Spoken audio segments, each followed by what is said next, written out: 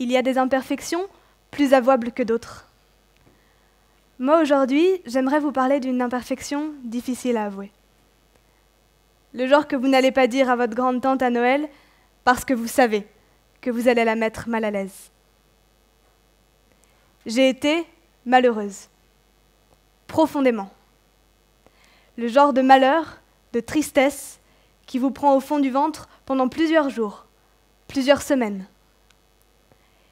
J'ai été malheureuse malgré des amis proches de moi, malgré des études que beaucoup envient, une famille qui m'aime et un amoureux formidable.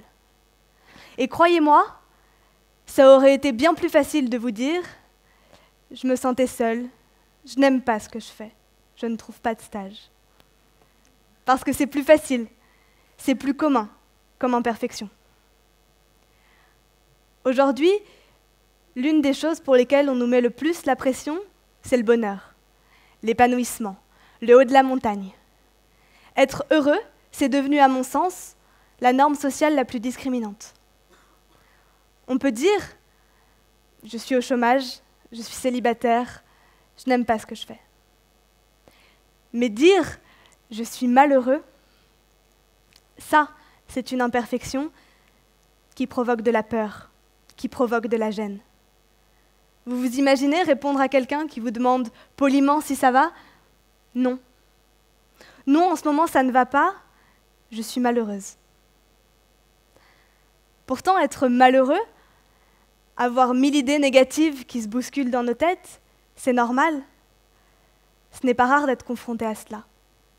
N'écoutez pas les gens qui vous disent qu'ils sont stables. Écoutez plutôt le discours de Raj, un youtubeur qui tenait la chaîne Autodisciple, nous dire « C'est le bordel dans la tête de tout le monde. Même les plus sûrs d'eux, les plus déterminés, les plus impassibles se posent des questions. Vous n'êtes pas tout seul à être perdu. » C'est une idée assez rassurante, je trouve, mais surtout assez vraie. Elle nous aide à décomplexer le fait que parfois, même quand tout va bien, c'est compliqué. Parce que nous sommes compliqués. Nous sommes complexes. Donc ça me paraît normal que parfois ça soit compliqué. On a cette image de la perfection un peu lisse en tête, qui ressemble à une liste de courses. Amour, check. Ami, check. Études, check. Il y a pas mal de cases à cocher. Et on s'imagine un peu que quand on a coché tout ou partie des cases, alors ça ira.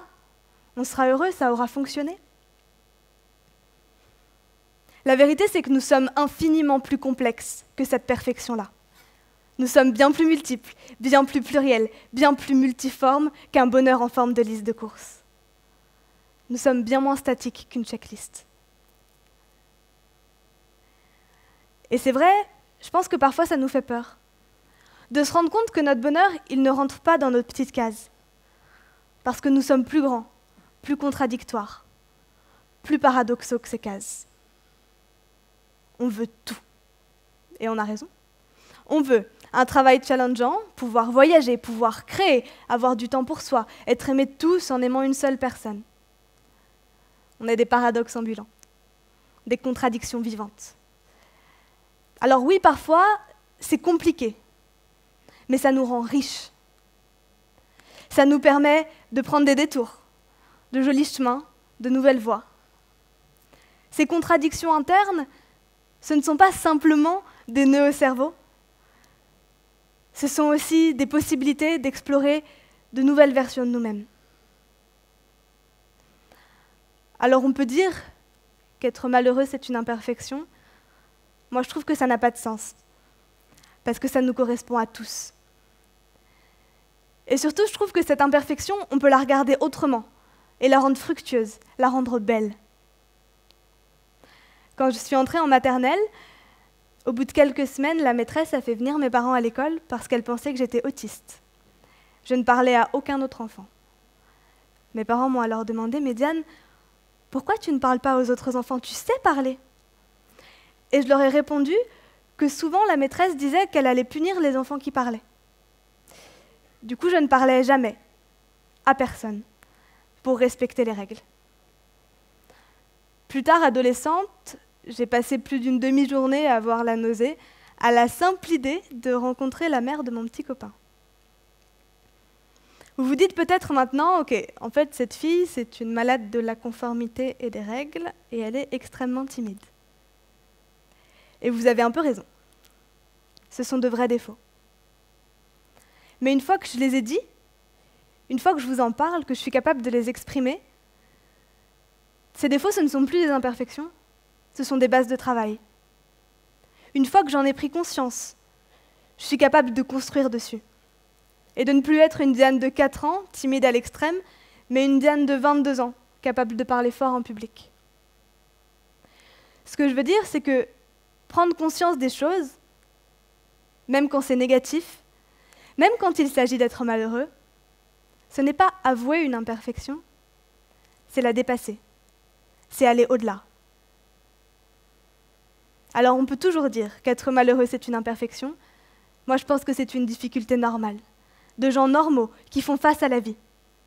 Et surtout je pense que cette difficulté, on peut la saisir pour devenir une opportunité, une possibilité, une potentialité d'aller mieux, d'avancer, de progresser. Alors quand vous pensez à des défauts inavouables dont vous avez peur, dont vous avez honte, vous pouvez les retourner, les éclairer. Parce que les montrer en plein jour, ça fait toujours moins peur. Et surtout, ça vous donne la possibilité de désamorcer ces peurs et d'avancer, d'aller de l'avant. Et comment on fait ça? Comment on passe d'être malheureux, d'aller mal, à pouvoir passer à l'action? Pour moi, la première chose, c'est qu'il faut reconnaître qu'on est malheureux et qu'on ne va pas bien. Ensuite, il faut comprendre que le malheur, ce n'est pas le problème et que ce n'est donc pas le malheur qu'il faut guérir. Le malheur, c'est le symptôme qu'en vous, il y a une blessure plus profonde. Et c'est de cette blessure-là dont on veut s'occuper. Bien sûr, ça peut prendre du temps d'identifier en vous ce qui est cassé, ce qui est fragile, ce qui vous inquiète. Mais ce temps-là, il est important. Il est important parce que vos doutes, vos interrogations, vos questions ne s'en iront pas seuls. Vous pouvez travailler 70 heures par semaine, vous occuper l'esprit, vous efforcer de sourire, ça sera toujours là quelque part. Alors plutôt que de faire ça, je vous propose d'exprimer votre malheur. Il y a 1000 moyens de le faire. Vous pouvez aller voir un psy, vous pouvez en parler à des amis, vous pouvez écrire, vous enregistrer, vous pouvez danser votre malheur. Mais en tout cas, exprimez-le jusqu'à aller au fond des choses. Jusqu'à ce que vous n'ayez plus rien à en dire.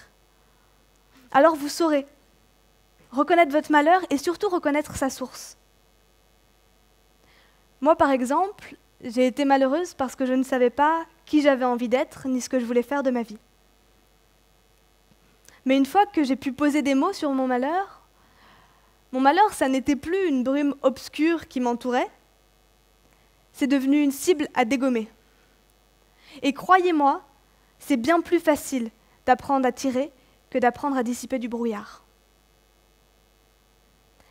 La première chose qu'on peut faire pour dégommer cette cible, c'est de se faire aider. Parce que ce n'est pas parce que votre malheur vous concerne vous tout seul que vous devez vous en occuper vous tout seul. L'idée est assez simple. La faire admettre à son ego, ça l'est un peu moins. Pourtant, savoir reconnaître lorsqu'on a besoin d'aide, ça n'est pas un aveu de faiblesse. C'est une preuve de force, de lucidité et de détermination.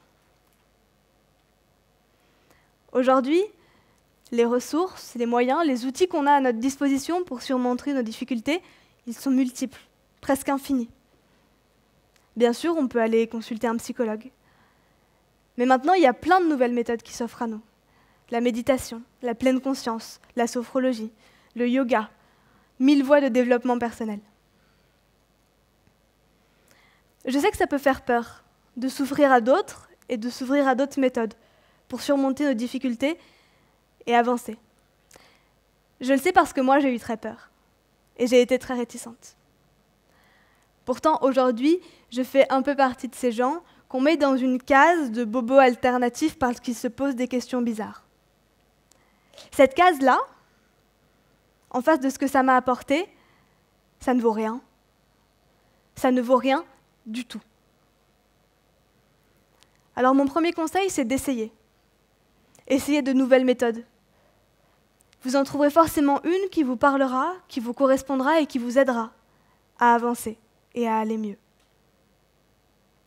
Mon deuxième conseil, c'est de vous faire confiance pour de nouvelles choses. Je pense qu'on a tous envie d'explorer le monde, de découvrir, de se lancer dans une nouvelle activité. Mais forcément, c'est difficile. Et c'est 1000 fois plus difficile quand on est malheureux. Et pourtant, c'est pile le moment de le faire. C'est exactement cet instant-là que vous pouvez saisir pour explorer différentes facettes de vous-même. Comme je l'évoquais tout à l'heure, je pense qu'on est tous profondément pluriels. Un boulanger, il n'est pas que boulanger. Il est peut-être boulanger et fan d'astrophysique. Peut-être que quand il est triste, il regarde les étoiles et il invente des aventures aux constellations qu'il regarde. Et peut-être que ça l'aide. Et je pense vraiment qu'on est un peu tous comme ce boulanger. Simplement, c'est plus facile, c'est plus rassurant de ne montrer que la facette que les autres connaissent déjà. Pourtant, assumer nos paradoxes, nos contradictions, nos différences quand on va mal, c'est pouvoir faire le constat qu'on peut mettre ce qu'on veut sur notre chemin. On peut mettre 1000 possibilités qui, à la base, n'y étaient pas. Et ce constat-là, quand on va mal, il est extrêmement rassurant. Mon dernier conseil, qui est assez lié avec cette idée de pouvoir explorer 1000 possibilités, c'est de minimiser votre identité. C'est une idée que j'emprunte à Paul Graham, qui a été vulgarisée par Raj, le youtubeur que j'évoquais tout à l'heure. Il nous dit, minimiser votre identité, ça vous permettra de ne pas perdre en intelligence. Et moi, je pense que ça vous permettra également de gagner en liberté.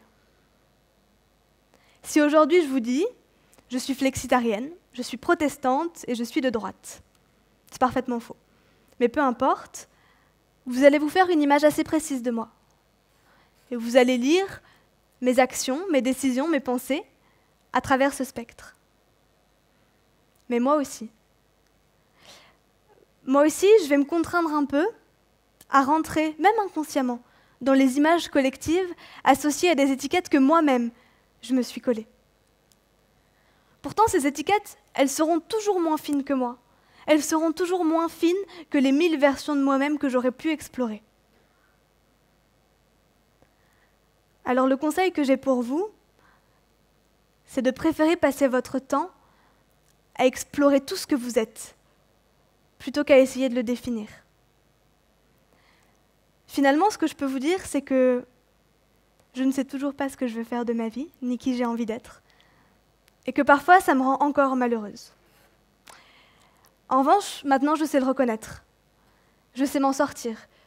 Je sais que ça n'est pas grave, et je sais que j'ai beaucoup à en apprendre. J'ai été malheureuse, et j'espère que ça vous arrivera tous un jour. Merci.